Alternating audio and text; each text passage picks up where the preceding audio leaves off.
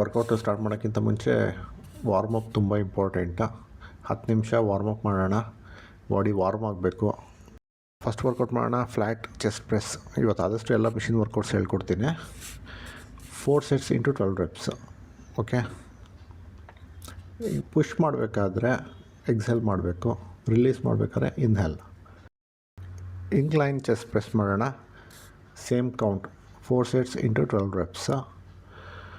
Breathing ಟೆಕ್ನಿಕನ್ನು ನೋಡಬೇಕು ಅಂತ ಹೇಳಿದರೆ ಪ್ರೆಸ್ ಮಾಡಬೇಕಾದ್ರೆ ಎಕ್ಸೆಲ್ ಮಾಡಿ, ಇಳಿಸ್ಬೇಕಾದ್ರೆ ಇನ್ಹೇಲ್.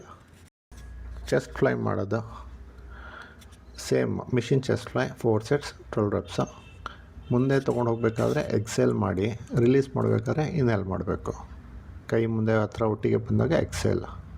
ಪುಲ್ ಓವರ್, ಇದು ಚೆಸ್ಟಿಗೆ ಒಳ್ಳೆ workout. Dumbbell pull over 4 sets into 12 reps.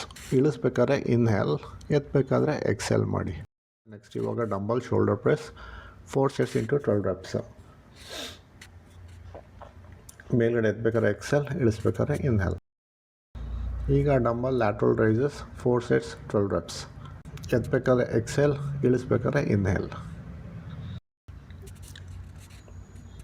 ಇದು reverse pec deck 4 sets 12 reps. Extend ಮಾಡಬೇಕಾದ್ರೆ ಎಕ್ಸೆಲ್, ವಾಪಸ್ ಬರ್ತಾ ಇನ್ಹೇಲ್. ಈಗ ಟ್ರೈಸೆಪ್ಸಿಗೆ ಒಂದು workout. Triceps row push down 4 sets into 12 reps. Extend exhale, return ಮಾಡ್ತಾ inhale. Extend in return, exhale inhale, exhale and inhale.